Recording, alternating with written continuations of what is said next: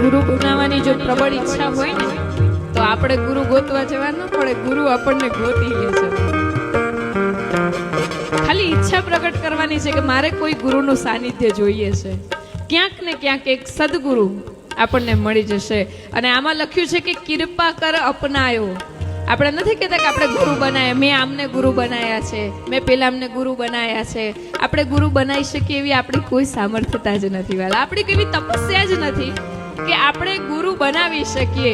પણ એ ગુરુ તત્વ છે ને આટલી મોટી પૃથ્વીમાંથી ગોતી લે છે કે હું મારી પ્રોપર્ટી આને આપી શકીશ, આ જે મંત્ર છે ને આને આપી શકીશ તો એ આગળ વધારશે.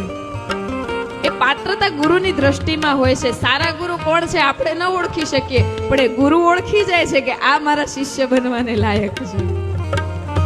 પણ એના માટે એક પ્રબળ ઈચ્છા જગાવવી જરૂરી છે કે મારે કોઈનું સાનિધ્ય જોઈએ છે, મારે કોઈ એવું માર્ગદર્શક જોઈએ છે.